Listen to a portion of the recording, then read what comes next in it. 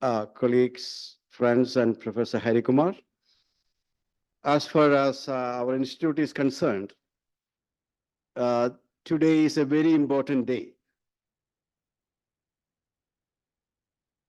Today we are making, in a sense, an important step in the accomplishment of the vision of this institute, which I would like to repeat once again.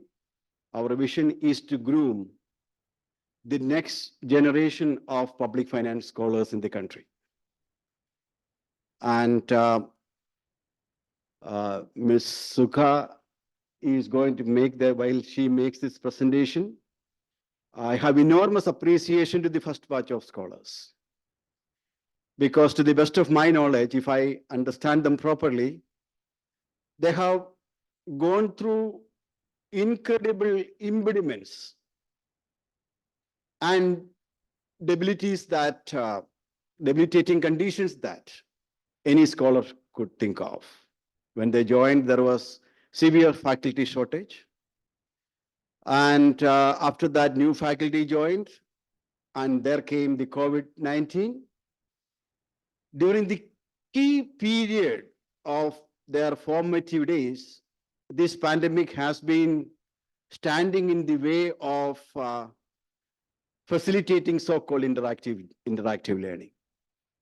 And they never had the endowment of the type of peers. Normally, when you join, you'll have your seniors from whom you learn a lot. I personally believe that you are in any academic research environment, seniors are always an important source of learning, which they were deprived of.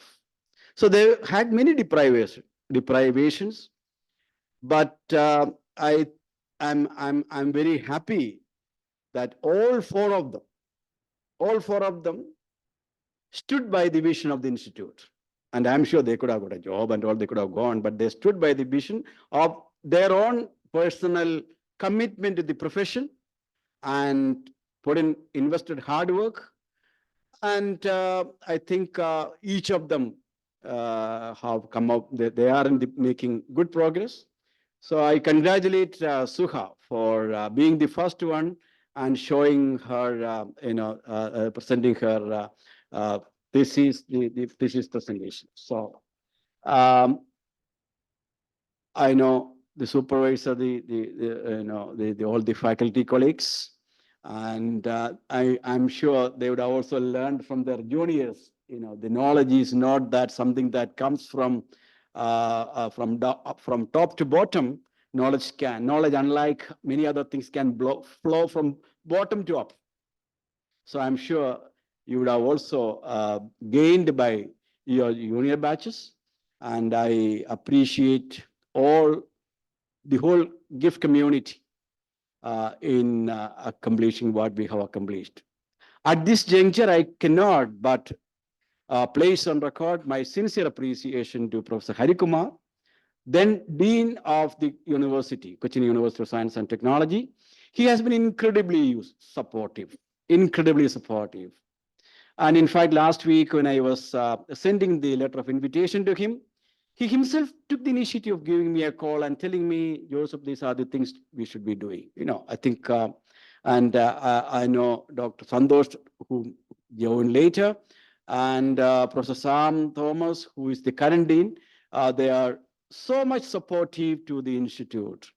I take this occasion to place on record my sincere appreciation to the university in general, other staff over there, and also Professor Hari Kumar, who is personally present here. Please convey our appreciation and thanks to you and your successors, Professor Hari Kumar. Okay, now I think about the thesis, she is going to say, and you will have, you take your time. Be relaxed and make your presentation. Anything you would like to say? Okay, right. Okay, Suha, please.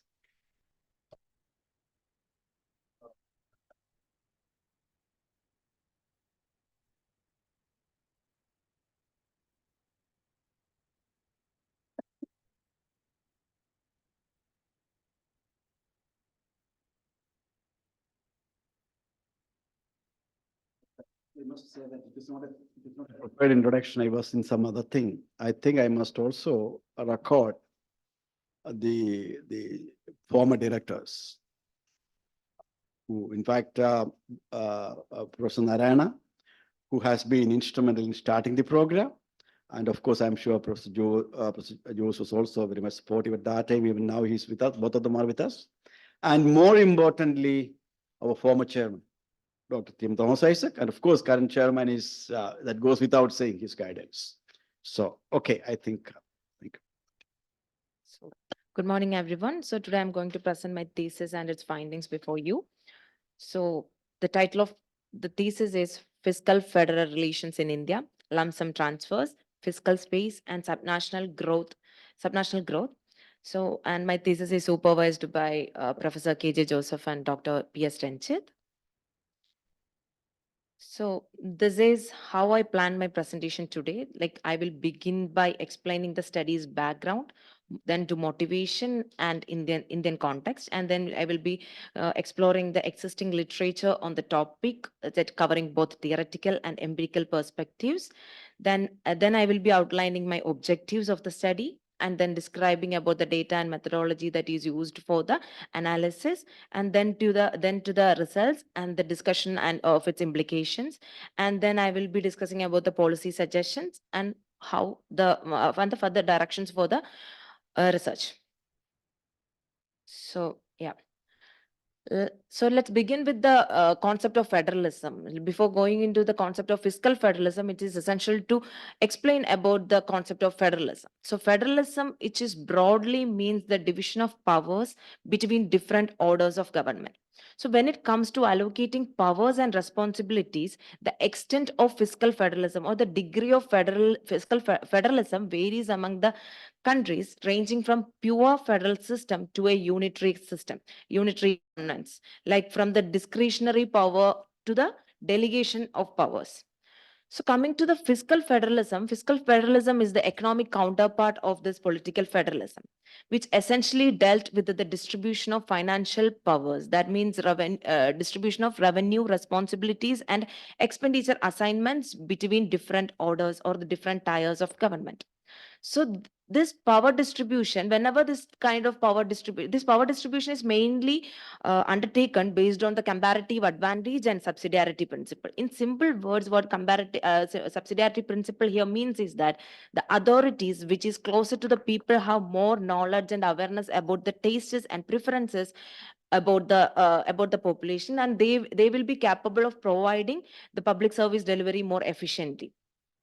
So whenever this sort of distribution happens, there often results in fiscal imbalances. Like if the expenditure responsibilities that is vested with the subnational government are more than that of the and the revenue assignments are more with the central government, and there arises a sort of imbalances between the higher level government and lower level government, which we can call it as vertical imbalances. And coming to the like, as there's a vast disparities across the region in the case of even in the case of resource distribution, hence there arises an imbalances among the same orders of the government, which is that we can say that like we can call it as horizontal fiscal imbalances that is across the regions. So here comes the importance of the federal transfers and the revenue sharing mechanism. So the federal transfers are provided to address this fiscal imbalances and to address this fiscal issue of fiscal gap, and to provide minimum level of public service delivery across the regions. So the changing dynamic, there is a lot of changes that is happening in the fiscal federal scenario. So this changing dynamics of fiscal federal framework or architecture is a persistent cause of many questions, and it draw attention towards so many issues. So there will be always a age old debate that is going on between like hard budget versus soft budget constraints. So this is here comes the here this major issue behind this is the role of federal transfers. So how extend the federal transfers should be therefore support the state or subnational or lower level authorities.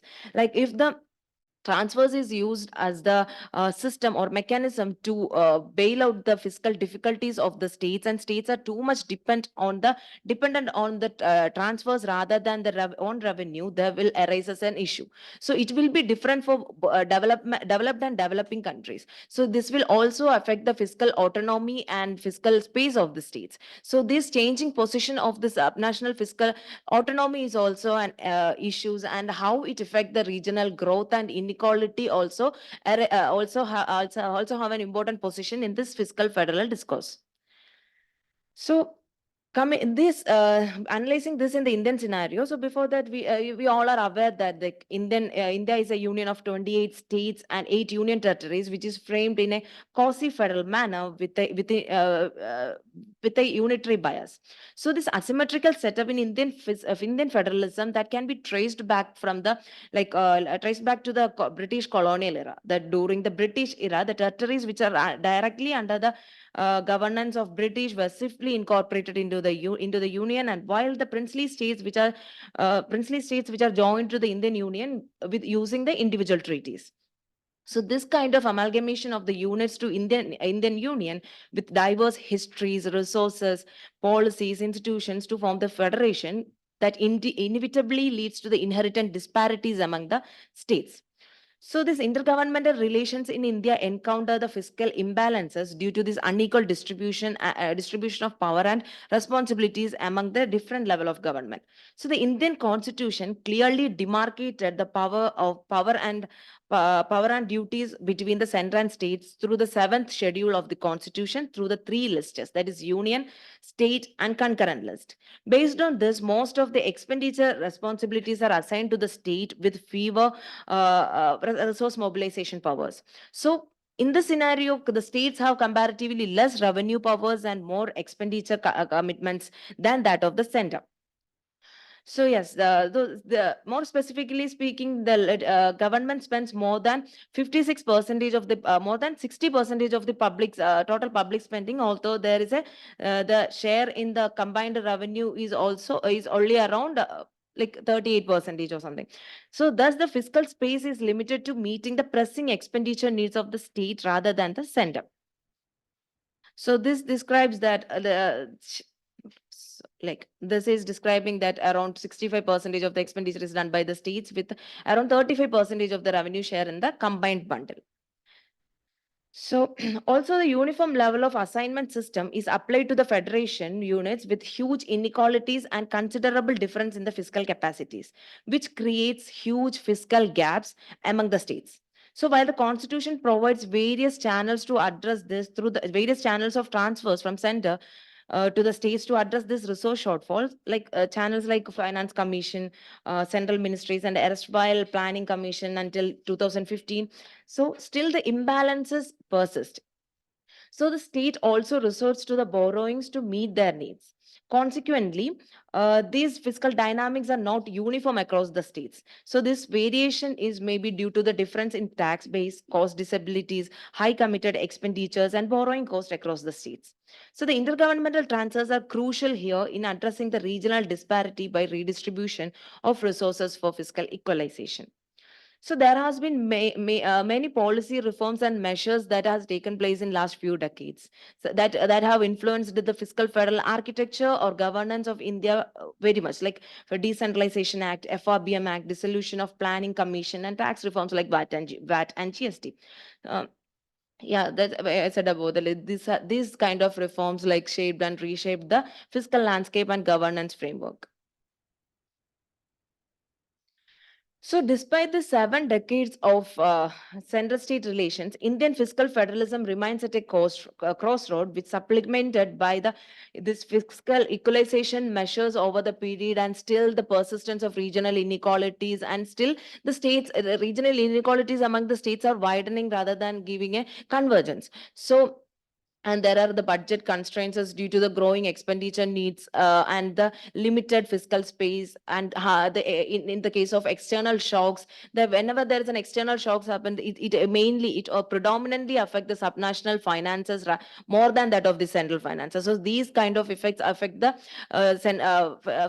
subnational finances, and the concerns related to the attainment of sustainable development goals and intertemporal budget constraints that happen due to the borrowings. So hence the literature on the Indian fiscal federalism has sparsely addressed these issues.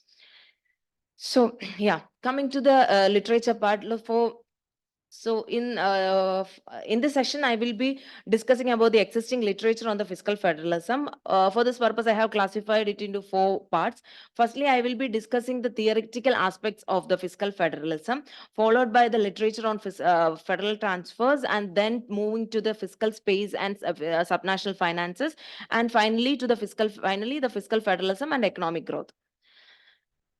So coming to the literatures on the fiscal federalism. So before going to the federalism, like there are a lot of literature on federalism which defines how the federalism is organized, the definitions of the federalism and the characteristic features of the federalism. According to Casey, where he defined the federalism as the distribution of power between general and regional government in such a way that the two parts of the system are coordinate and still it is independent. So there are a lot of literature explaining the different characteristics of the federalism, like the importance of having a hierarchical system and how the constitution should be, and the importance of independent judiciary and all. So coming to the theory of fiscal federalism. So the theory of fiscal federalism, which is outlined by the Oates, that stems from the classical Musgravian model of the public sector, which stick on to the stabilization, distribution and allocation functions of the government.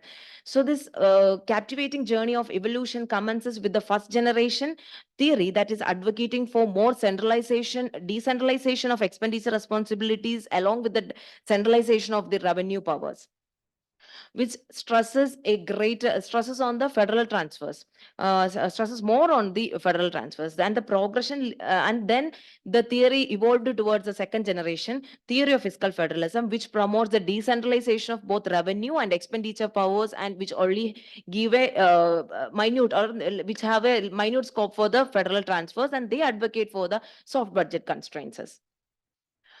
So the traditional economic justification for the fiscal federalism is grounded in equity, efficiency, and stability considerations. So these in the case of developing countries, the decentralization is viewed as a strategy to achieve various objectives that the government interventions have struggled to accomplish. So these objectives, including fostering economic growth, alleviating poverty, strengthening democracy, and enhancing the delivery of the public services to the wider population. So while the conventional theories were initially applied predominantly to the developed country context, and this is further applied to the developing countries. So applying these theories, which is apt for the developed country to a developing country, is won't be a right method to be, like won't fit the system accurately. So there is a necessity to adapt the theories that can accommodate the difference and diversities in the developing countries, and the crucial which are crucial for its effective implementation and governance. So yeah, here we are going to discuss about the impact of federal transfers and theories on the federal transfers. So there are a lot of literature which denotes the positive traits of the federal transfers, that are usually the federal transfers which is contribute towards the income redistribution across the region and contribute to the faster convergence in the regional economic growth. So if we look into this impact of federal transfers, conventionally, the theoretical belief exists in the literature that the transfers and income have an identical impact or effect on the subnational spending. So furthermore, when these hypothesis or with this theory is empirically tested, which given with the empirical evidences and empirical exercises undertaken in this theoretical theoretical perspective, like there are several scholars countered this argument, and they state that the responsiveness of subnational spending towards the change in transfers is greater than the same level of increase in income. So this hypothesis is known as flypaper effect. The flypaper effect, that means the transfer money sticks where it hits. This term is used by Arthur Ocon, and so this testing of this hypothesis further extended and analyzed the asymmetric effect, which examines whether the government's response to change in public expenditure is same when the level of unconditional federal transfers is marginally increase or decrease. So this phenomena is known as asymmetric hypothesis. So if the change, how the responsiveness towards the change in transfers is can be like, is it symmetrical or asymmetrical? So in the basis of that, the asymmetric hypothesis is evolved. So symmetric hypothesis means that the reduction in the transfers may reduce the local spending by the same amount. And and there are two types of asymmetric effects, that is fiscal replacement and fiscal restraint. So when there is a reduction in the intergovernmental transfers, the local government tries to maintain its spending by increasing taxes or local debt. There arises the fiscal replacement kind of asymmetric effect. So then when in the so the when if the local government will cut the expenditure by an amount greater or lower than the reduction in the transfer amount, there comes the fiscal restraint kind of asymmetric effect. So yeah. So there are a lot of flypaper effect is the most widely researched hypothesis in empirical fiscal federalism. There is a lot of literature on different country contexts which validating the flypaper effect, and a lot of studies which invalidate the presence of flypaper effect. And also there are a lot of studies in asymmetric effect that has been tested in different country contexts. And in Indian case also there are a few studies and have been taken place. Like, so by reviewing the literature, it is evident that every studies often ignore the diversities that exist among the Indian state. They consider the state as a whole. So this kind of the literature ignores this kind of diversities that exist among the states. So yeah, fiscal space. Coming to the next part, that is a fiscal space and subnational government. So fiscal space is most frequently used buzzword in the fiscal federalism literature now. The scholars has defined it using different in different circumstances and contexts. Still, the fiscal space is an evolving term. There are a lot of there are different kind of definitions for that. According to Heller, fiscal space is the room in government budget that allows it to provide resources for desired purpose with jeopardizing the sustainability of the financial position or the economy's stability. So it represents the government's leeway in managing its spending and making strategic choices regarding resource allocation. And the Roy et al. Note that the fiscal space is the finance that is available to the government as a result of concrete policy actions for enhancing resource mobilization for meeting the development objectives. In other words, it refers to the capacity of government to implement its fiscal policy objectives while maintaining the economy's stability. Hence, in the study here, we try to define the fiscal space as the room in the government's budget that is induced by the revenue mobilization from own resources, unconditional lump sum transfers, cost-efficient borrowing, and through the productive spending that will further empowers the state to have a discretion over their fiscal choices. So according to further according to Vidyadham, the states that evaluating the fiscal space accessible to subnational government is a measure of the fiscal autonomy at the subnational level. So coming to the empirical studies, there are a lot of empirical studies that is taken in different aspects of fiscal space and fiscal autonomy. That there are a lot of studies happened in that, but still no study has focused on constructing a fiscal comprehensive index for fiscal space index, or accepting or like acknowledging the fact that fiscal space is a multi-dimensional concept that encompassing revenue, expenditure, transfers, and borrowing. So, as the fiscal space is induced generally through the revenue, expenditure, transfers, and borrowing channel, the trends in the fiscal, so we are hypothesized that the trends in fiscal space of the states can be seen through different trajectories. Suppose the states are depending mainly on the internal or endogenous resource like revenue and expenditure, which can be that states can considered as the fiscally independent states. And if the states shows the dominance or the dependence on the exogenous resources, then the overall fiscal space can be seen as like fiscally dependent. The states can be seen as a fiscally dependent states. So, if the states which is showing a tendency to move from the exogenous, that is from the dependence on the exogenous resources to endogenous, we consider it as a positive trajectory. The states which have considered as a positive trajectory, and the if the states is showing a position where that they are moving towards an exogenous, that is a dependent state to an independent state, this trajectory may be considered as an a negative transitory states. So here, the major concern is how this transfer-induced fiscal space varies across the state. So the literature on fiscal space often focuses on only revenue or borrowing, which represents a lopsided view. Therefore, the study explores this complex concept of fiscal space by considering all these aspects and constructing an index for the fiscal space for addressing these issues. So coming to the literature on the fiscal space and economic growth, for the developing and emerging economies, the fiscal space may seem as a more immediate concern than in the advanced economy, since there are there are a more pressing needs for expenditure on the former. So, according to the UNCTAD report on the least developed countries, fiscal space is crucial in determining the resilience of the developing economies' growth and development in an increasingly volatile global environment. So, as far as the government, whether national or subnational, is concerned, fiscal space must exist or be created if the extra resources is made available for the effective government spending. So this creation of fiscal space incurred a cost, as it is done through raising revenue, securing grants, and rationalizing expenditure and opting for the borrowing choices with low service costs.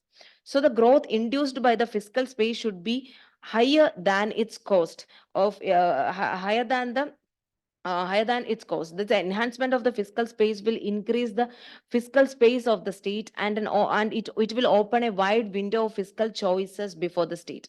So the government's art fiscal choices determines the economy's further growth and development. So here the role of fiscal autonomy is crucial. With theoretical considerations suggest that the fiscal autonomy has positive and negative impacts. When the fiscal autonomy is utilized efficiently, equitably, and accountably, it will lead to an appropriate fiscal decisions. However, it can have an adverse effect if it's used opportunistically, focusing on the personal welfare over the economy's welfare and neglecting the efficiency and equity criterions. And the scholars argues that an appropriate level of fiscal autonomy promotes the growth and encourages the government to make appropriate fiscal choices rather than the opportunistic one. So when the fiscal space is wisely used for the productive activities, it stimulates the growth by expanding the state's tax base and revenue. Thus, it will further increase the state's fiscal base. So conversely, if the autonomy is utilized for the less productive activities, it will have a growth hindering effect. So in fact, the cost of creating fiscal space may exceed the resulting growth from it. So coming to the empirical literature, there are a diverse range of literature that examines the impact of fiscal federalism, fiscal transfers, or fiscal decentralization on economic growth in different country contexts. Notably, most of the studies are employed in a neoclassical growth convergence model for aggregate level analysis by comparing the different countries. However, there is a need for the research at the disaggregate level to get a clear picture regarding the growth implications of the fiscal federalism. Although a few studies have addressed these diversities among the Indian states, the role of fiscal space is often overlooked in the overall discussion. So coming to the objectives of my study, which is drawn from this vast literature reviews. So here I'm trying to empirically test whether federal transfers have a stimulatory and asymmetric effect on states' fiscal performance, and to illustrate the variation in available fiscal space across the states by constructing a fiscal space index, and to examine the impact of fiscal space on subnational growth outcome in the backdrop of intergovernmental transfers. So So coming to the methodology part, in this section, I will be discussing about the methodology that is employed for the analysis of the study. First of all, I will discussing about the methodology that is used for the used for analyzing the stimulatory and asymmetric effect of the federal transfers on subnational expenditure. In the second part, I will be discussing about the a methodology that is used for the fiscal construction fiscal space index, that including how it is measured, the domains, the indicators, and the methodology used for its construction. And then I will delve into the model used to analyze the relationship between fiscal space and economic growth. Finally, I will provide a brief overview about the data utilized in the study. So coming to the methodology that is used for the flypaper effect or the stimulatory effect of the federal transfers on subnational spending. Initially, we employed the ordinary FE and ordinary panel analysis that utilized the FE and RE model based on the Horseman results, and we classified the expenditure heads into total revenue, capital, and development expenditure. The major independent variables were lump sum transfers, states' own revenue, debt, and the density of population. So furthermore, for more robust results, we used the panel ARDL framework and further extended it to panel nonlinear ARDL model to capture the asymmetric effect. So coming to the fiscal space index, fiscal space is a multi-dimensional concept that is not directly observable. Hence, we construct a composite index for the fiscal space, here by including the appropriate indicators. The fiscal space indicators consist of 4 domains here, that is revenue, transfers, expenditure, and borrowing space. So these domains, each of these domains include 3 indicators, and increase in each indicators refers to the increase in the fiscal space. So the index construction process involves the normalizing the indicators, assigning weights to each indicators using the PCA principal component analysis, and then aggregating the results. The index value is reversed between 0 to 1. So coming 2 slides, we'll be discussing about the each space and its indicators. So first domain of the fiscal space index is the revenue space. In this domain, we tries to capture the revenue mobilization and the ability to manage their own spending. Within the revenue space, there are 3 indicators. That is the tax buoyancy, which represents the percentage change in the tax revenue to percentage change in the GSTP. So an increase in the tax buoyancy indicates an expansion of revenue space. Second indicator is the total dominant tax factor to tax revenue. So the share of the most dominant factors in the state's own revenue to the total tax revenue indicates the increase in the revenue space. And third one is the tax base, which indicates the tax revenue to GSTP ratio. Higher the ratio, higher will be the revenue space. So these indicators collectively represents the revenue space, which helps to entitle entitle the state with the discretion over their fiscal choices. So the next domain is the expenditure space. So here it represents the discretionary power over the state's expenditure and ability to meet it through its own revenue. And there are 3 indicators for it. First one is the non-committed expenditure to total expenditure. The nature of the expenditure also defines the current and future fiscal space. The higher capital spending seems to contribute more to the productive activity, and it will further increase the tax base and revenue, and further it will increase the fiscal space. So next one is the state's discretionary spending to total expenditure. If state's discretionary spending on the total expenditure increases, it refers to the greater expenditure space for the states. And third one is the capital expenditure to fiscal deficit. If the borrowing fund is mainly going to the capital spending, it will further increase the fiscal space. So the next domain is the transfer space. It refers to the transfer funds which have least distortionary effect on the fiscal autonomy, mainly consist of unconditional lump sum transfers. The indicator for assessing the transfer space, our first one is the unconditional transfers to conditional transfers. Higher share of unconditional transfers contribute to the fiscal space, as it won't have a significant distortion on the discretionary power of the states. Next one is the conditional transfers to revenue expenditure. So the conditional transfers have a commendable role in revenue expenditure. Then the unconditional transfers can be used for the capital and more productive spending. It will further helps in expanding fiscal space. And the last one here is like total tax share to unconditional transfers. That means The fiscal space is created through the statutory transfers, that is share in central taxes, which states are legally entitled to, which are not at the mercy of the union government. This will provide more fiscal space. Finally, coming to the fourth domain, that is the borrowing space. It refers to the extent to which the subnational government can borrow to increase the fiscal space and to meet the expenditure needs. And the indicators of this domain are, first one is the non-market borrowings to debt. So generally, market borrowings have higher interest rate burden. If the non-market borrowing a dominant share in the total debt, it means that higher borrowing space without much burden of the interest payment, which can contribute more to the productive spending. So next one is the debt receipts to debt services. If the debt receipts to debt services increases, the amount of the debt for the year that can be utilized for the productive purposes rather than the debt repayment for purposes increases, it may be further increase the fiscal space. Final indicator is the primary balance to GSDP. If the ratio is high, it means more fiscal space apart from the interest payments. So coming to the methodology that is used for analyzing the relationship between fiscal space and growth is discussed here. So initially, simple panel regression models such as fixed effect and random effects are employed based on the Hausman results at the aggregate level. So here the dependent variable is the log difference of per capita GSDP. The variable of interest is the fiscal space index, while the control variables including primary expenditure to GSDP, initial year per capita GSDP, credit to GSDP ratio, non-primary sector to GSDP, and the log of non-dependent population. So lag of independent variables are taken in the ordinary panel analysis, and the study employs dynamic panel model, and panel ARDL model is used for the aggregate and disaggregate level analysis. Further, the study also employs the panel nonlinear model to analyze the impact of change in a fiscal space index.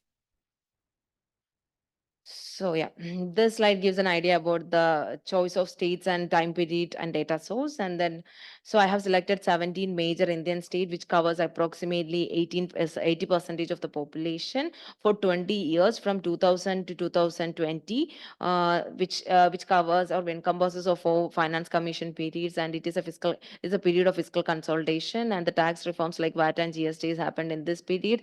So okay. So, and the data is collected from the CAG's finance accounts and CSO and RBI. So, this is how I organized my chapters in the thesis. Like chapter first will present a discussion on the statement of the problem, broad overview of the literature, objectives, methodology, and significance of the study. And chapter 2 gives the background or the context of the study and specifically describes the changing dynamics of Indian fiscal federalism through the major fiscal policy reforms. And the chapter 3 analyzes the stimulatory effect of federal transfers with brief introduction and review of theoretical and empirical consideration and methodology used. And the results shows that the federal transfers have a stimulatory effect on the capital spending at the aggregate level, and at the disaggregate level, only some states have this growth inducing effects. And chapter 4 investigates how this fiscal space and its components varies across the state by constructing a fiscal space index. It's also an extensive review. It also provides an extensive review of the existing empirical literature on the study topic, and the various research gaps were identified. And the index shows a significant variation in the fiscal space across the state. The states varies considerably regarding the each domains of the fiscal space also. So chapter 5 encompasses or examines the impact of fiscal space on the subnational growth outcomes in the backdrop of intergovernmental transfers. The results suggest that the fiscal space have a positive effect on the growth as a whole. In the disaggregate level, analysis shows that only some states validate this relationship. Chapter 6 provide the summary of the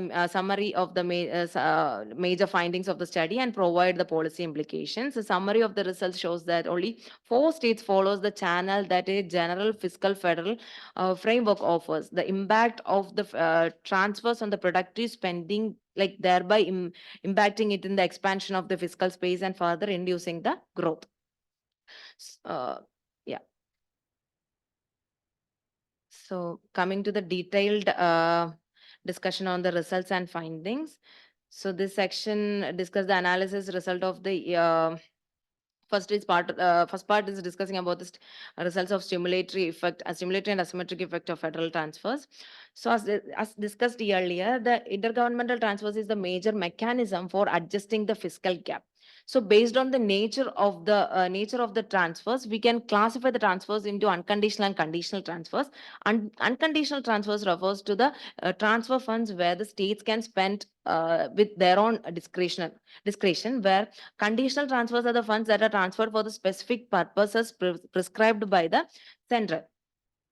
So, in this analysis, we mainly concerned with the unconditional lump sum transfers. So, these transfers have incentive and disincentive effects on the subnational spending. So, suppose if the lump sum transfers have a stimulatory effect on the revenue expenditure, in that case, it will it have a disincentive effect on the own revenue efforts of the subnational government.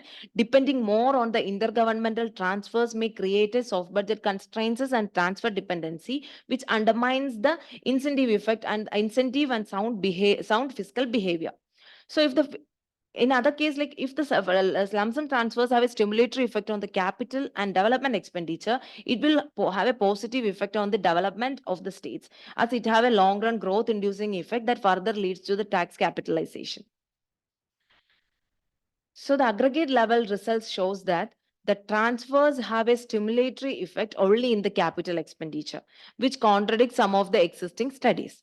And in the case of asymmetric effect, the aggregate level analysis shows that subnational spending respond more towards the increase in transfers than the decrease in transfers in aggregate level. This contradicts the Samuel's finding and supports the Gramlich's finding.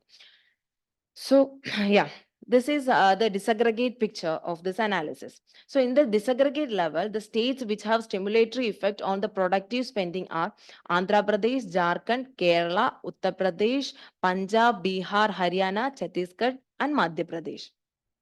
So these show from these states, the states which are showing a fiscal replacement kind of asymmetric effect. That means whenever there is a reduction in the transfers, the states tries to keep up with the existing expenditure pattern through the other resources. That these kind of states like Bihar, Andhra Pradesh, Chhattisgarh, and Jharkhand. Jharkhand, okay. And there are other states which are having a fiscal restraint kind of impact. That means if there is a reduction in the transfers, the expenditure will reduce, but not in the same proportion. These kind of the states which are under this categories are Maharashtra, Uttar Pradesh, Punjab, Haryana, and Madhya Pradesh. So, although the aggregate results gives us an idea of the welfare or growth inducing effect of the federal transfers, state level results are not entirely consistent with that. From an aerial view, the design of federal transfers in India is achieving its goal by stimulating the capital expenditure, which induces the growth of the subnational government. On the micro level, it is not completely like that. So, these aberrations need to be taken into consideration. At the disaggregate level, this question arises whether these effects of federal transfers helps in creating fiscal space and thereby translating it into the growth of the subnational governments. So coming to the results of the fiscal space index, so as the fiscal space is induced generally by the channels of revenue expenditure, as I discussed earlier, revenue expenditure transfers and borrowing, the trends in fiscal space of the states can be seen through the different trajectories. Like suppose the states depending mainly on the transfers and borrowings, that is external to the states, then it can be considered as a fiscally dependent states. If the state which is depending more on the revenue and expenditure, then it will consider as the consider as endogenous. You have the endogenous one, and the states which have and which has fiscally independent states, and the transition of the states from from the dependence on exogenous to an endogenous factors, then we can consider as there is a positive transitory of the states, and there is a negative transitory of the states when the dependence from there's a tendency to move towards the from endogenous resources to exogenous resources. So this slide shows the aggregate picture, like aggregate picture of the fiscal space index. And from this picture, it is evident that except for the period 2009-10 and 2014-15, the fiscal space is showing an increasing trend till 2016-17. After that, the fiscal space of the state is showing a it's begin to reduce or fall. It may be due to the introduction of GST and the GST, and the changes in the transfers, in the changes in the dynamics of unconditional and conditional transfers. So we need to look into the each and every domain to understand this dynamics. So for this, I'm giving this analysis. The first quarter is representing the revenue space, and second one is on expenditure, and third quarter is transfer space, and fourth is borrowing space. So the dip in 2009-10 is evident that from it is happening through revenue and borrowing domains, and in the dip that is happening after 2017 is apparently from the revenue expenditure and transfer spaces. So to get the state-wise clear picture, I classified each domains into the into four phases, and look at the trend. So based on which, the in the case of fiscal space index, the states which are consistently above the all state average for the four phases are, here are Gujarat, Tamil Nadu, Karnataka, Andhra Pradesh. So in the case of revenue space index, the states which shows the an value which is above the all state average for all four phases are Kerala, Tamil Nadu, Gujarat, Haryana, and Andhra Pradesh, Maharashtra, and Karnataka. So coming to the case of expenditure space, so here the states like Gujarat, Karnataka, Haryana, Madhya Pradesh, Andhra Pradesh, Tamil Nadu, and Chhattisgarh, Tamil Nadu, Jharkhand, and Chhattisgarh shows a higher position in this domain. So coming to the transfer space index, here Bihar, Uttar Pradesh, Jharkhand, Madhya Pradesh, and Rajasthan seems to have a higher transfer space index, or which is consistent in all four phases. So yeah, coming to the borrowing space index. So here states like Chhattisgarh, Bihar, and Odisha is consistently above the all state average in all four phases. For making it more comprehensive, we classified the pillars into endogenous and exogenous pillars. That endogenous means the endogenous pillar encompasses of the revenue and expenditure space, and exogenous pillar consists of the transfers and borrowings. So based on which we classified the states into fiscally independent, transitory positive states, negative transitory states, and fiscally dependent states. So here, fiscally independent states including Gujarat, Karnataka, Andhra Pradesh, which are mainly driven by the expenditure space, and Maharashtra, Kerala, Haryana, Tamil Nadu. And there is a fiscally dependent states, which is Bihar, Assam, Madhya Pradesh, and Uttar Pradesh. And the transitory positive states represent the states which shows a tendency to move from an exogenous, like move towards and move from the dependence on the transfers and borrowings to a revenue and expenditure side. And the negative transitory states shows that the states which shows the tendency to move from independent condition, that is dependence on the revenue and expenditure, to further transfers and borrowings. That states are Chhattisgarh, Punjab, and West Bengal.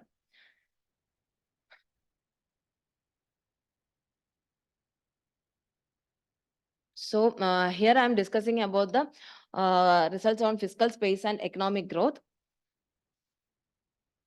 So the fiscal space index and its trend, I already showed the trend of fiscal space index, and now I'm going to analyze how it affects the economic performance of the states. So as I discussed earlier, a government can create fiscal space by raising revenue, securing grants, rationalizing expenditure, and opting for borrowing choices at low service costs. So creating fiscal space incurs a cost that expected to improve the developing country's ability to meet their development finances. The creation of fiscal space may be growth inducing or reducing based on the autonomous fiscal choices taken by the government. Hence, how the fiscal space of the states impact the subnational subnational economic performance is another question that arises here. So the aggregate level results shows that the fiscal space positively and significantly affect the subnational economic growth, which supports the results by Jenny et al. And Jin and Ryder study. So coming to the aggregate level analysis by employing the to analyze the changes in impact of the changes in fiscal space on subnational economic growth, this aggregate level results shows that the expanding fiscal space enhance the economic growth, while contraction in the fiscal space may lead to a decrease in the economic growth. So coming to the disaggregate picture, so the disaggregate level picture shows that the states like Andhra Pradesh, Assam, Gujarat, Jharkhand, Karnataka, Kerala, Maharashtra, Odisha, Punjab and Tamil Nadu shows a positive effect of fiscal space on economic growth. So for a more detailed analysis, we go for like which pillar is inducing or inducing the growth of this each state. We further regress with the each domains and find out that the Andhra Pradesh is driven by the expenditure and revenue space, while Assam is driven by the transfer space, Gujarat is by the expenditure space, and Jharkhand through transfers, Karnataka through transfers and expenditure, Kerala through the borrowing space, Maharashtra through borrowing and expenditure, Odisha through revenue space, Punjab through expenditure, Punjab and Tamil Nadu with expenditure space. So finally, yeah. This is the major findings of the study. In the nutshell, looking into the overall results, we can infer that the transfers have a high stimulatory effect on the capital spending for states, which will further induce the fiscal space expansion. And the fiscal space index shows a significant variation among the states and impact the economic growth of the states positively. So it shows that here we are considering about the channel of fiscal federalism through which the economic growth is stimulated. Like if the federal transfers from the center have the capability of stimulating the capital spending, it is supposed to increase the fiscal space of the states.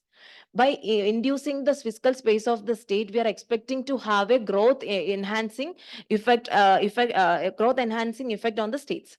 So in this analysis, this slide shows the table which illustrates the disaggregate level results by listing the states where the transfers have a high stimulatory power on capital spending.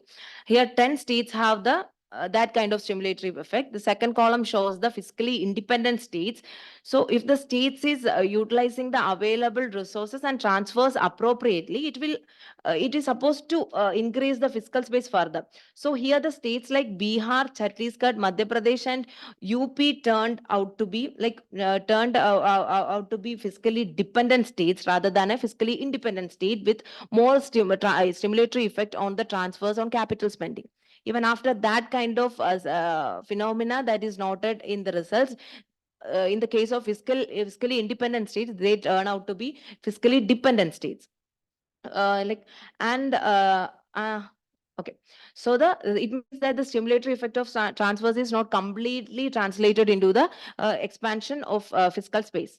But the states like Gujarat, Karnataka, Tamil Nadu, Odisha, and Rajasthan, which doesn't have that stimulatory effect of transfers on capital spending, turn out to be fiscally independent states.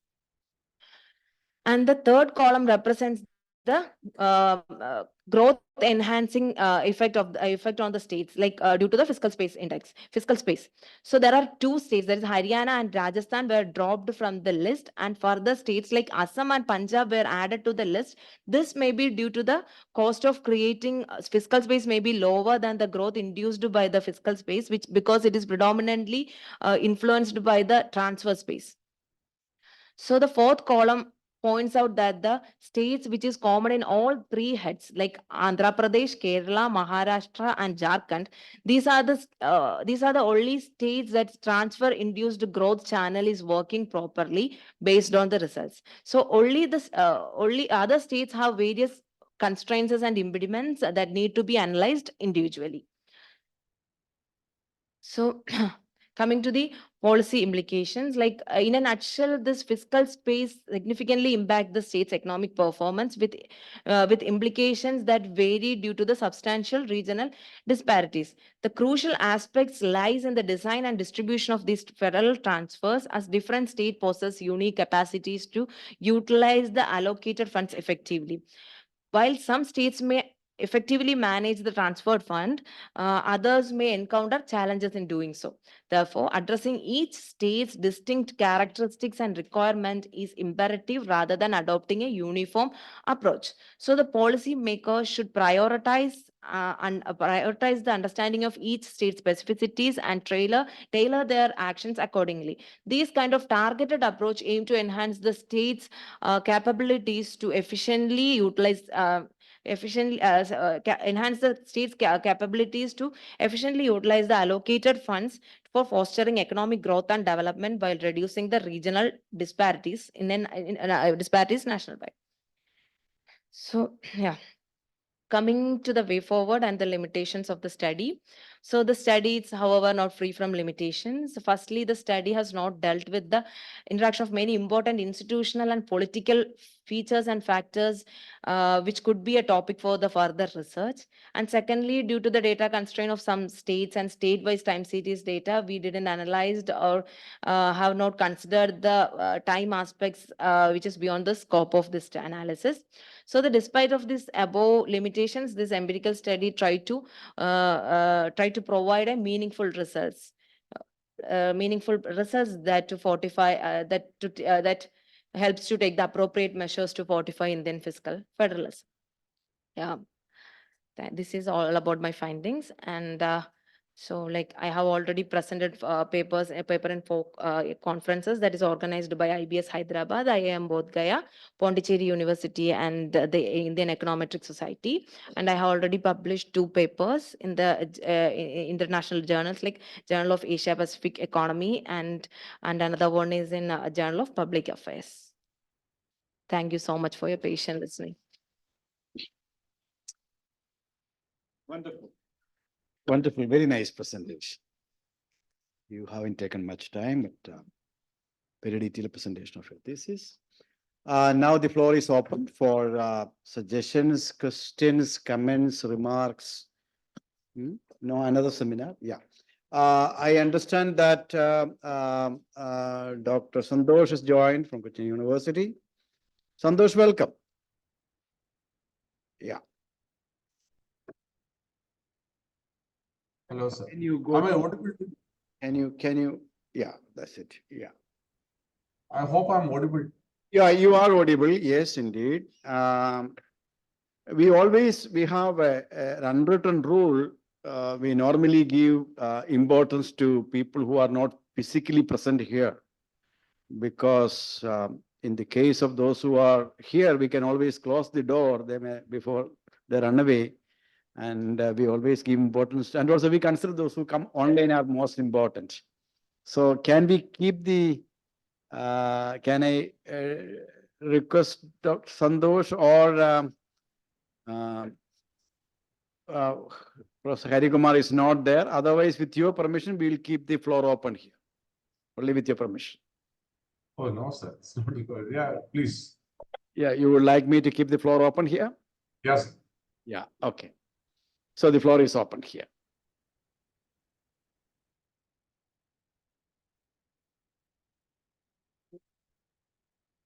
I made certain presumptions that your juniors would have learned a lot from you. I want to test that hypothesis.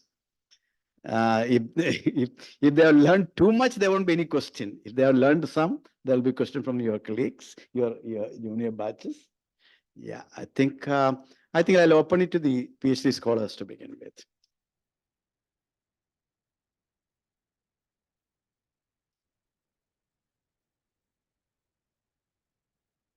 You want me to call out people?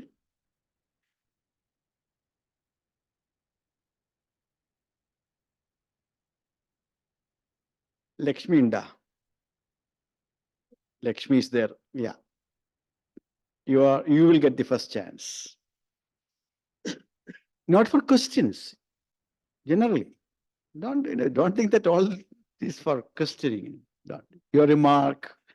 I know you are one person who have spent maximum amount of time with her. You won't get another opportunity to kind of say that, Yeah. Suha, congratulations. It was a wonderful presentation. Really, it was a wonderful presentation. Like, I have seen you throughout the journey, and you have made it like uh, the progress that is, it is very overwhelming for me. And the presentation was also good, precise, clear. Uh, like, you have summed up your thesis within this limited time very well. And like, I'm congratulating you and looking forward to the suggestions.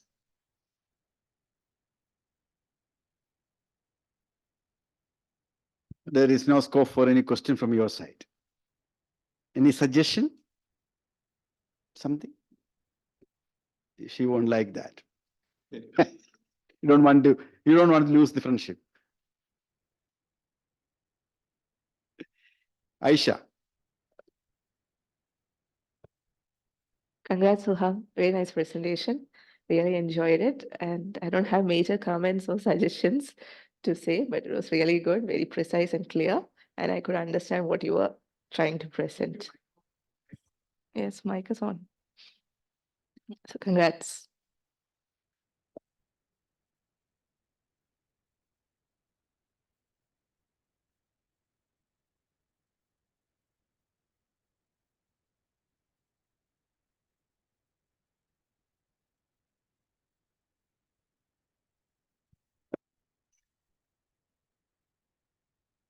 Hello.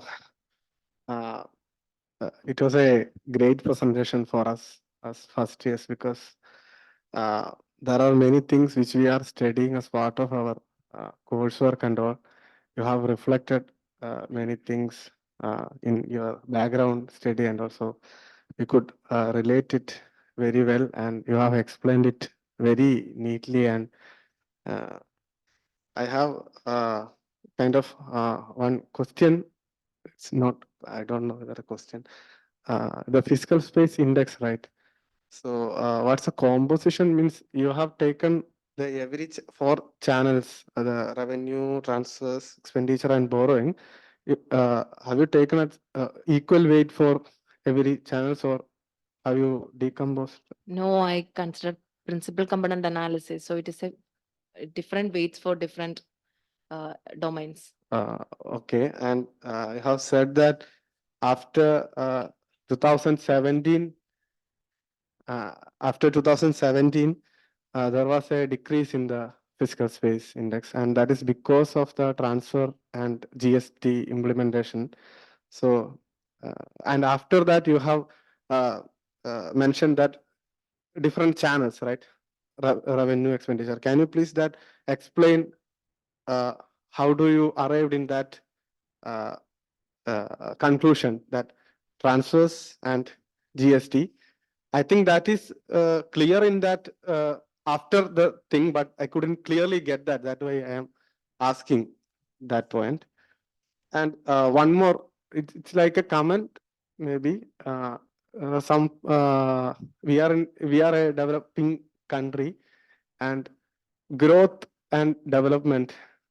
In your total study, you have taken growth and development as a same thing, like a feeling I got from your presentation. So, yeah, growth is necessary, but uh, that's the thing.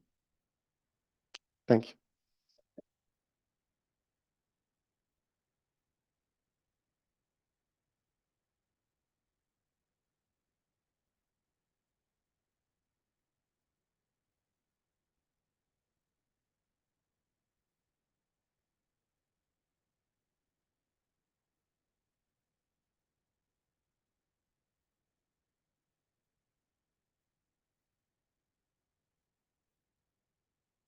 I don't have any question per se, but it was a really clear presentation.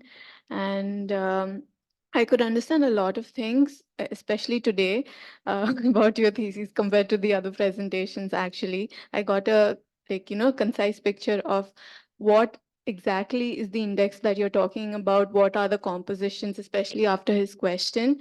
Also, like how you have arrived at these particular components. So it was clear, and thank you.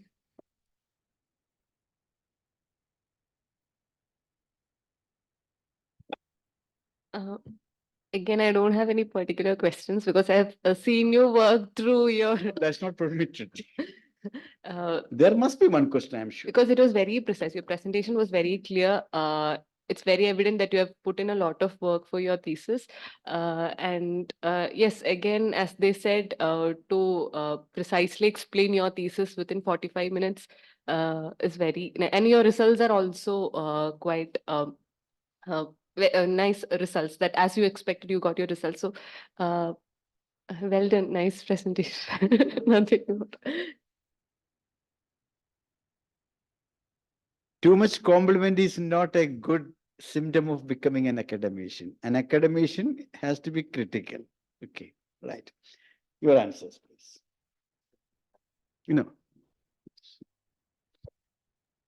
So, Ritvik, regarding that dip in the fiscal space index after 2017, so I plotted it in the each domain's graph. Like in that graph, it is evident that the revenue space after 2017 is decreasing.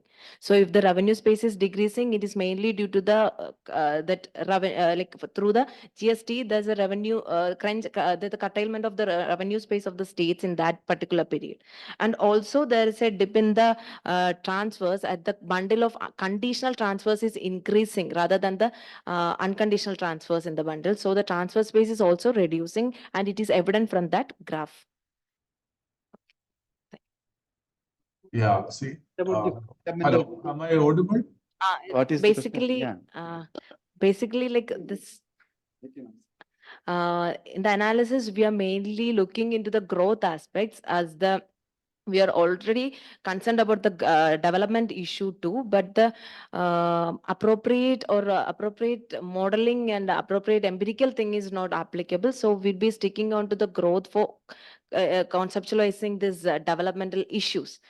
So that's even it's a limitation of the study. So you consider development as future research. Yes. Okay, Dr. Santosh, I thought you are. No, sir. I think Suha, yeah, your name is Suha, right? Yeah. Yeah, it's a wonderful presentation. It's very precise and it's a fantastic effort. I have few things because I missed out some of your. I think half of the sessions I missed out. See, few things like just he asked fiscal space indices, which we are talking about. In that case, you said you are giving equal weightage for all the components. No? No, sir. Wait, please answer the question. I'm using principal component analysis based on this PCA analysis. I weighted differently. It's Okay. So how did you decide that weightage? like through the But- PCA analysis. Good, I understood. So you are filtering it out from various other variables and all. But how do you decide the weightage? That is just to curious to understand. So based on the indicators I used, I run the PCA analysis, and based on the PCA results, they will give us the weights, like how the each indicators have the impact on the domain as such. So based on this PCA, I'm weighted each domains separately and aggregated it. Okay. Am I clear, sir? Yeah. Okay. So, and another one, it's about you have run panel ARD, right? Non-linear ARD. Yes. Okay. And few things like maybe I missed out the slides. Something like the stationarity prerequisites, all I think you haven't mentioned in the slides. The panel ARDL will consider with the issues of stationarities and all. And there's also unit root test is already did for the each variables. Ah. Okay, okay.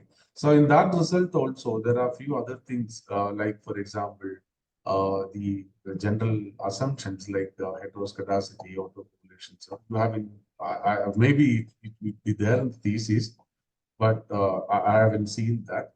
And there are a few other information like ECT, the error correction terms, which is positive, and you haven't given the idea why it is so. It's a positive, I think. It's a positive error. ECT. The ACT is negative 0.97. Negative. Okay.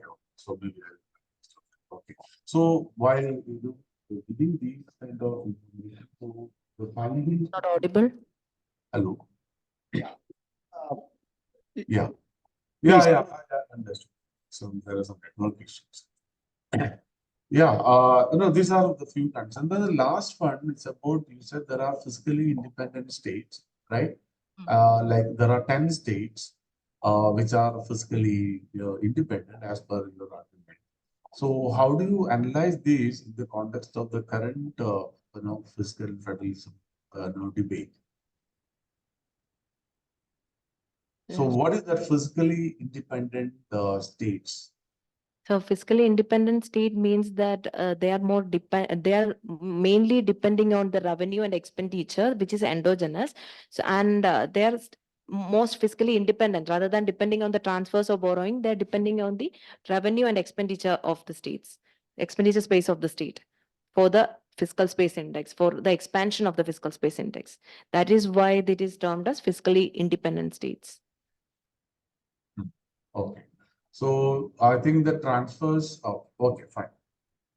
Yes, all the very best. And how about the title? You finalize the titles? Yeah.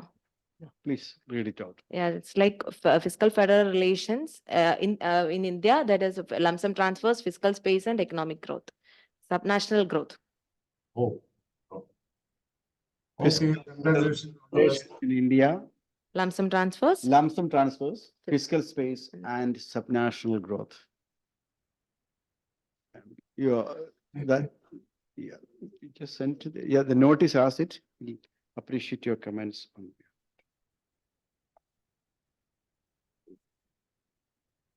Digital lump sum transfers, yeah. Okay, thank you very much, Dr. Santosh. Now the floor is open for faculty and others, of course. Students can anytime join.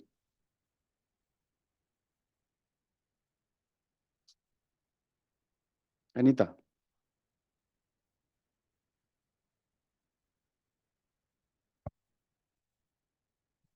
So Suha, first of all, congratulations. I think it's a very structured presentation and your review of literature, everything is very strong.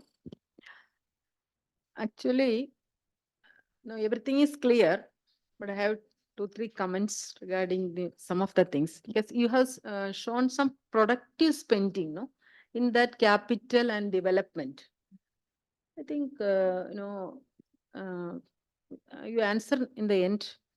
I think the capital thing, how it comes there, no, that the productive spending thing, only the, especially states like Kerala, the capital spending is low, but, we are mainly on revenue expenditure and that thing, then the capital spending you're given some focus. I don't know, just, and the second one is, what is the purpose of this fiscal space index? No, why you have constructed this fiscal space index? That's only for curiosity I'm asking.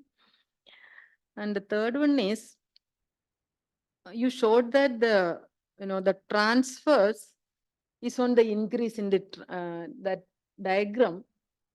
All the other only 2 things are declining, but the transfers are increasing after 2017. But I have seen that, no, like that. Yeah, you just after 2017 there is a Just increase. like I think then another thing is you mentioned that Kerala is just note a down and fiscally answer this. independent state. Listen. See, Kerala is a fiscally independent state. In which way you can say like that? Because in the present context, even before also, we are depending on fiscal transfers from central government, and how can we put in that bracket fiscally independent, because there are so many discussions and discourses are going on because of the fiscally our dependency on there may be the variations are there, but how can we say Kerala is fiscally independent? That's one thing. I think, and another thing is what Hritik asked, we are telling that the fiscal space and the relationship of growth. Growth is only mere increase in production only, but the states are generally spending for welfare and development. So we are constructing fiscal space and only taking the relationship of fiscal space and growth. I think the serious limitation is there, because always the state is spending for the other purposes. So I think development also had to be included in some way for education, health, everything, for the welfare of this people. We are doing it not for increasing production. So in that way, I think a little bit rethinking or some addition is required when you explain fiscal space.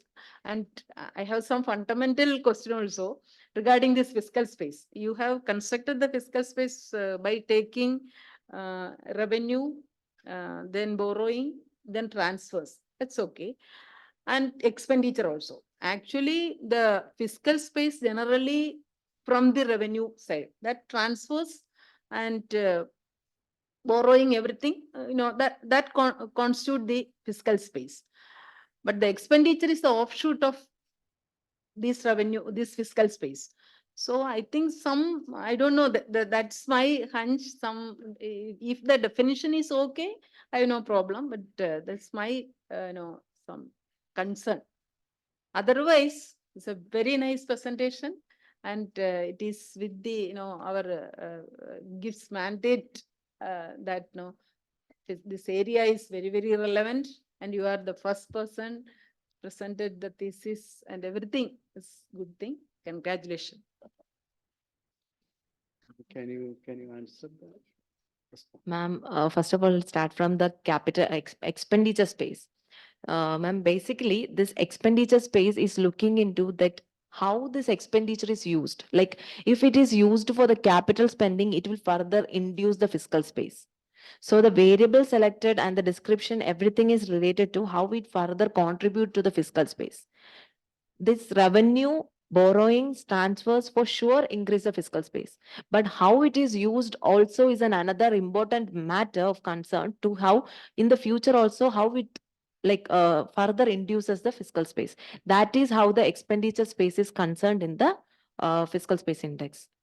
And regarding to the Kerala's case, Kerala have in the case Kerala's transfers is having a high stimulatory effect on the capital spending.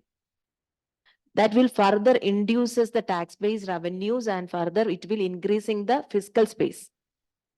So thereby the transfers, the results shows that the Kerala's revenue space is comparatively higher. So thereby state is like, even though the domain is induced by the borrowing and transfers, the revenue space of this state is higher. So it will further induce the fiscal space, and in the case that Kerala is in the fiscally independent category based on the results of the analysis. What about the third question, that growth and FSI, whether state is a growth creator or welfare creator? Like, ma'am, actually, we are focusing on the growth, and it is considered as a limitation of the study. First of all, we start off with the considering the development, like spending in the developmental aspect is also an important criteria. But unfortunately or fortunately, we are unable to accommodate this in the analysis process. But it is a genuine concern, and Thank you. yeah, ma'am, the transfers, let me show that. Like after 2017, transfer index is falling. Till 2017, it is increasing.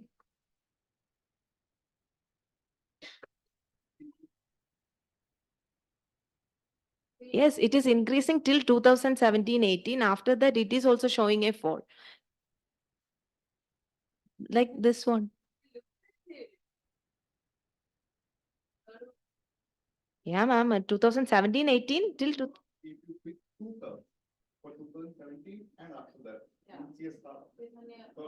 Okay. Okay. Oh, that may be because of the GST compensation. Actually, she can do that thing with 2017. and without GST compensation. The original figure, the aggregate picture she can do. So with and without GST. That's a major puller. That thing. Whether we have taken the GST compensation or not. Because GST as such, the revenue, generally the states are shown in their revenue forecast. You have to be very careful. From the About first year, GST compensation is fully utilized. Then slowly GST compensation model is coming down because 40% growth is the other side, growth is acquiring. So the transfer mechanism is coming down. GST compensation is coming down. That's what the fall is there. Okay, what you think?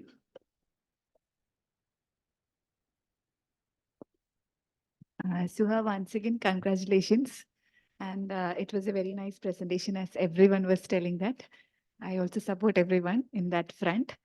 As Anita ma'am has pointed out, my concern is also regarding the composition of fiscal space index.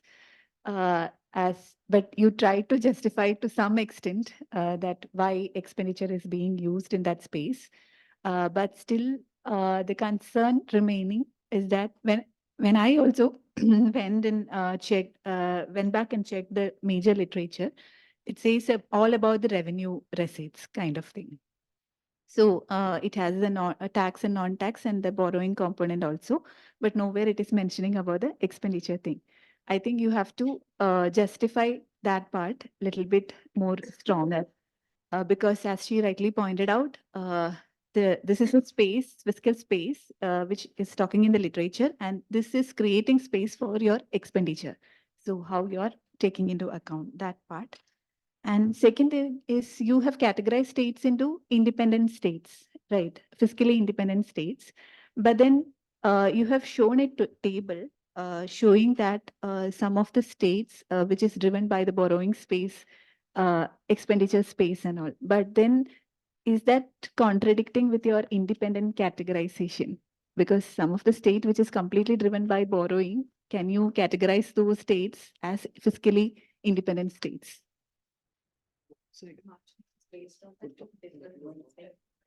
Like the fiscally independent state is categorized with the fiscal space index. So further we going to the in-depth analysis for knowing which factor is driving this fiscal space and how it is going to impacting the growth.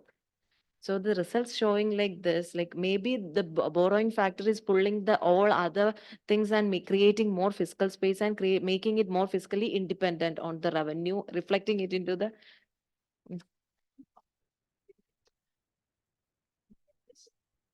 then your definition of fiscally independent states should be I will much look more into it, clear. ma'am. Yeah. Yes, Suha, I also want to add, no, if we exclude this expenditure and do it, maybe Kerala may be out of the focus. It won't be a fiscally independent state. It can have.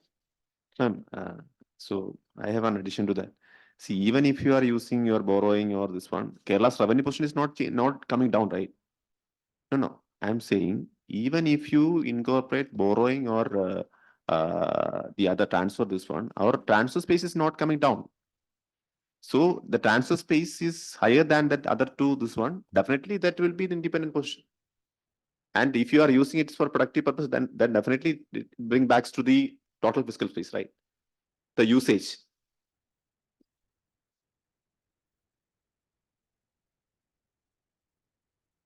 I think the dynamics that works behind different states is different.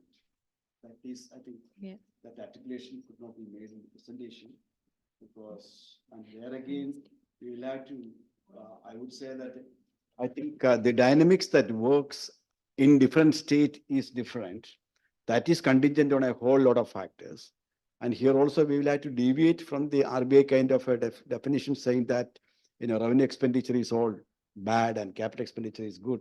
And this is the only space, and this is the job of the scholars to criticize that, to question that. So wherein, how a revenue space that So drives revenue expenditure, that drives your fiscal space. We like to articulate, this is, I think in the presentation, it has not come well. I think the points are well taken. This is very serious points. Suha, I just have one clarification. This is regarding your definition on fiscal space. You use the word cost-effective borrowing and productive spending. Productive spending you have defined, capital and development. What is this cost-effective? Actually, borrowing with low service cost is like, So- that's borrowings. So In- borrowing with Low service cost. But in your data, are you using this? Yes, non-market borrowings. You to- are Yeah, segregating. yes. it. Okay, then no problem. Then one thing, I don't know if someone made this comment already because I just went out. You have this term called fiscally independent states. That's not slightly, highly problematic because in the larger context of a federal setup, you are not really independent. This is, if you remember our earlier discussion, same thing with fiscal autonomy. Yes. You are not independent, and this independent thing may go against those states. Because one side, Kerala and other side, they are making noise that we are not getting enough money. And this side, you are making a statement that they are fiscally independent. You are not independent. You are just doing things on your own, even when the grants are There. less. So I strongly suggest that you remove the word independent from there. Put something else, but independent should not, that Yeah. word should not be there. This is the trajectory tendency towards. Towards self-reliance or something. Something. Not independent. Independent is a very strong fiscal self-reliance, yeah. Sure. That has to be very careful. Yeah, because So independent, or endogenous tendency to endogenously driven. endogenously driven or Yeah, something. endogenously driven. Yeah, endogenously driven. Yeah, Yes. that's very I think, yeah, you have to use, because in the current context, no, Kerala is in a very bad shape and, we are, went to the, Supreme Court for the No, case, your for results- getting money. Yeah, for I your will borrowing look. phase. No, your Then we are results arguing that support- Kerala is independent means, no, I think that this is. Term, even as yes. Yeah, you have to. Which I don't- That term has to be very carefully, when you are coining a term, should be very careful. Like we had some discussion on that because maybe we'll spend more time. Endogenous or exogenous, something like It is that much more of- is here because. No, what your results make sense, but it should be Oh, yeah. revert. That's the only, otherwise, Kiran? well and good. Yeah. Okay, go ahead. First of all, Suha, very good presentation. I congratulate you. And I have a small clarification, like the expenditure component of this fiscal space that you have presented, where you have listed out the states, right? So I was surprising Kerala is not coming in the top state. Like, what kind of expenditure that you are talking? Kerala is in first position. In some of the phases, it is not there. That's why consistency of this is not there. That's why If you take throughout throughout the period. period. Okay, yeah, this side. So far, let me join others in congratulating you. Very nice presentation. And now my comments are mostly in suggestive format so that I thought it will improve the argumentation of your thesis. Let me start with the first part of your thesis itself. See, after you, in the literature review and theoretical foundations, when you rationalized transfers and so on, suddenly you are moving to fiscal space, but there's a jump when you see in terms of argumentation. Okay. So once you finish the transfers part, you could make a case why fiscal space is very important rather than just jumping from transfers to fiscal space. That connection has not come out very well when you're setting the background for thesis. Okay. Sure, sir, sure, sir. Yeah. So when you're writing it up, I think you could pay attention to that and because your thesis entirely rests on this. Yes. At least if I say more than 50% of it rests on this. So a solid case has to be made. And she's asking why fiscal space. Now, that is where you have to spend more time in the sense how fiscal space is conventionally understood. Okay, it is not a new term. Everyone has been talking about it in different ways. Now, why is it that you have maybe some discomfort with the way conventionally fiscal space has been understood? And why do you want to use this particular approach? If that is not made, then people can continuously come and ask you questions about, okay, some excess studied fiscal space in so and so way, and why are you doing this, right? So that is one component. I thought when you're narrating it, it should come very clearly. Sure, sure. Okay. Then the other aspects is regarding the analysis. One thing that caught my attention, because I'm seeing this thesis completely for the first time. See, in your transfers section, when you're looking at the disaggregate level results, you found some states have, transfers have a capital expenditure inducing effect, right? Yes. Now, I wanted to reconcile whether these are the same states which are also having a higher growth effects through fiscal space. Can you see it's not corresponding very well? Technically, then if it is not, then people will come and ask you, how do you explain this? You get my point? Yes. So traditionally one would expect. No, you have to explain that. Yes, I will.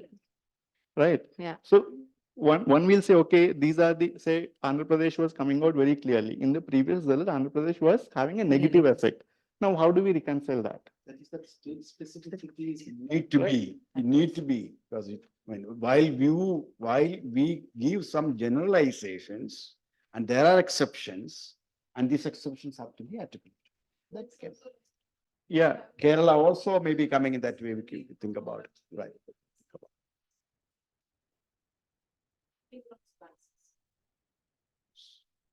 So if that is not matching, then questions will be asked. That How do you justify interconnectivity that across result? the Yeah. chapters. Okay. Then one suggestion, if time permits, you can take, because looking at the aggregate fiscal space index trend, you have, I would like to put it as an increasing fiscal space, and there's a period for which fiscal space index movement is not significantly higher. It's almost stagnant and it's declining, right? So there are three distinct phases that you observe. But why are you not exploring that? That itself should be telling you a very powerful story, and your thesis is completely silent on it. So if you can periodize it and show whether these particular changes reflect also in growth, then don't you think your story is becoming more rigorous, or empirically it will become very solid? Sure, sir. Sure, sir. I will. Okay. Then when you are saying that you are going to run this subcomponents independently, don't do that. Because subcomponents independently can have a positive and significant relation, right? Because you are doing 4 different regressions. That should not be the case. You should be actually putting it either components in one regression and see what really affects and which component really changes some states. If you put it as separate, then it will be very difficult to argue, because these are 4 different regressions and you can't compare them. Understood, no? Yeah, sure. Can we go to that slide? Which slide, sir? This slide. So what does this actually mean that, so now what will a policymaker take out of this slide? So this is basically saying if the fiscal space is growth inducing or not. If it is inducing, which domain is predominantly pulling, which act as a pulling factor for that? So the policymaker should focus only on those domains and forget rest of them? No, that's why I'm putting this. Like this is the result that I'm presenting, and I'm personally consolidating everything and showing that this is the main thing, that not based on this only one result, we can't do anything. So that is what, are we running into any kind of, ultimately, what should a policymaker take out of this thesis? it is like we should consider the state specificities. And that goes Yeah. without saying also. So I'm partially trying to. It should have thesis, right?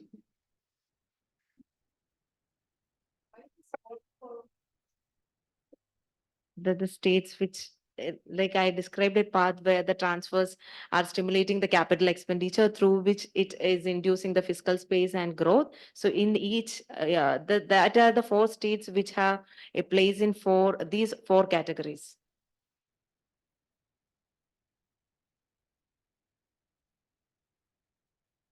So that is the question I'm also asking. Are they leading sequentially?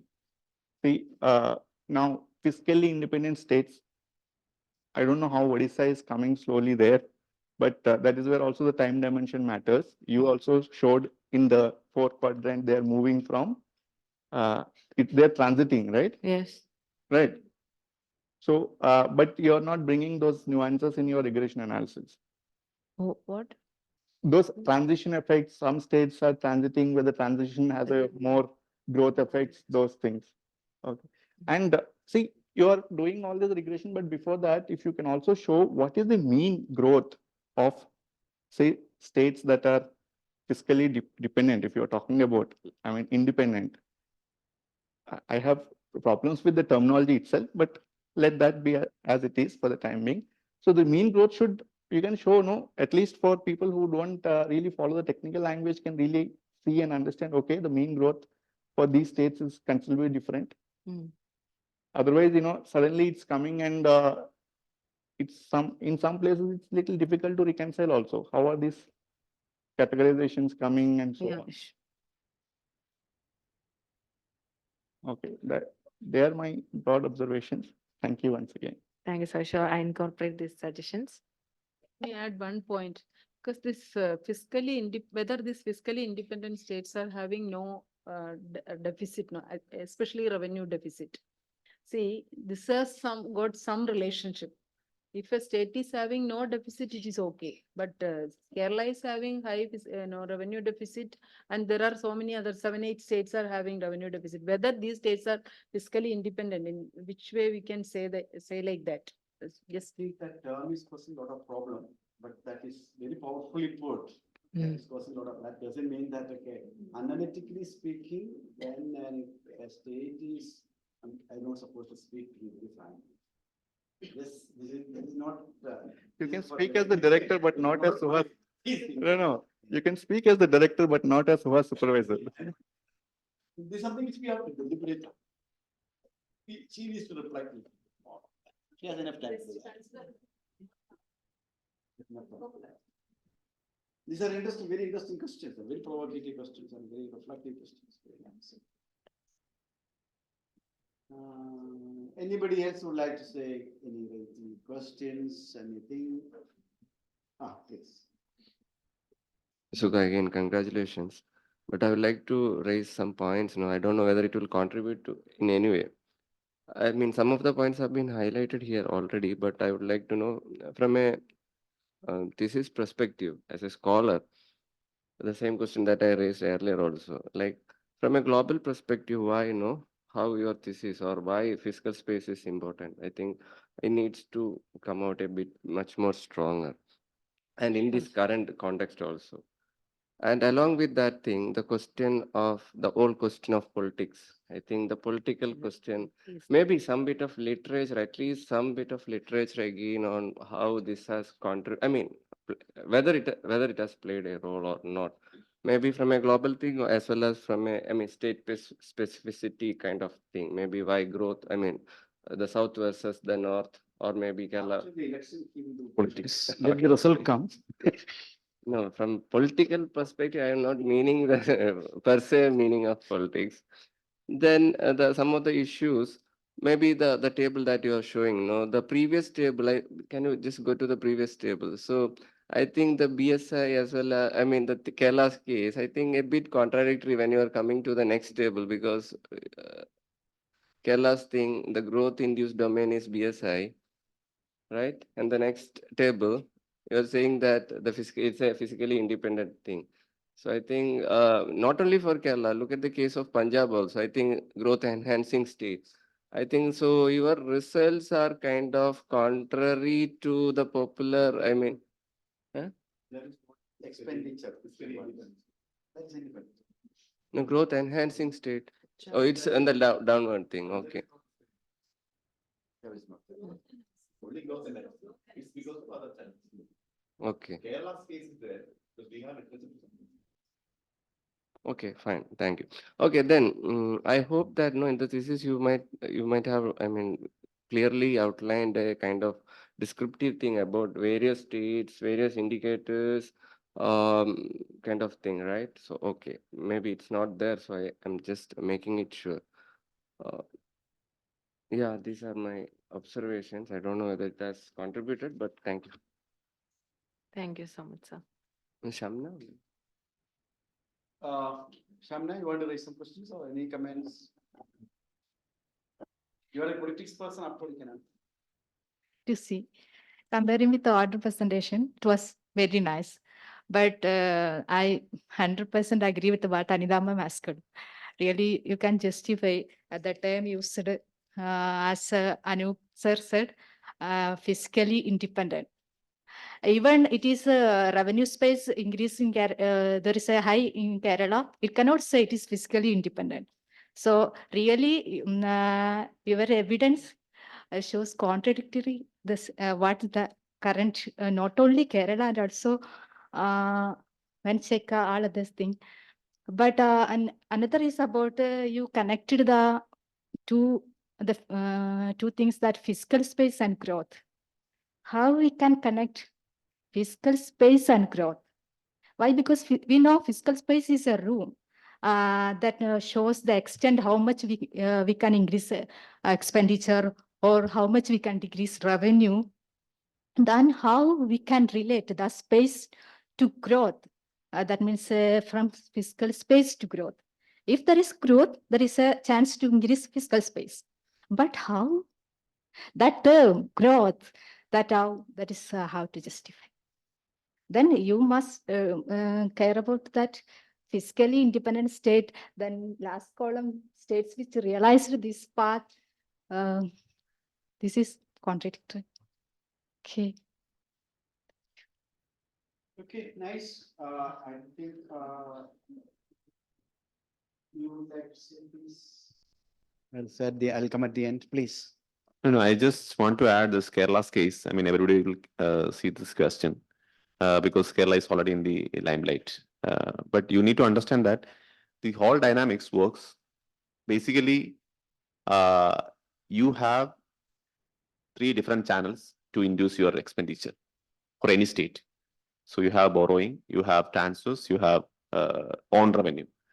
But you just imagine that if a state spending is not decreasing, even if one exogenous component is decreasing, your expenditure is not changing much or not decreasing that much. That means something is basically compensating it, right?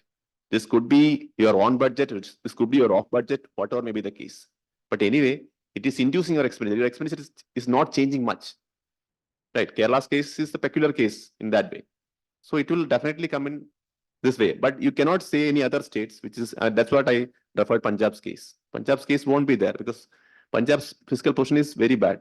Their revenue position is not that is not inducing. That is clearly shown. So Kerala's case, we have some set of literature to support, and we have one graph at the end that she's not presenting here, but it is there in the thesis. So how it is, each component is basically contributing there. So the transfer space is, I mean, the revenue space is not changing much. So, and expenditure is actually in a increasing way. So, and you cannot keep only the capital part. You need to see the development aspect also. So that is one way to add that. And off budget thing, anyway, we cannot trace with our existing data.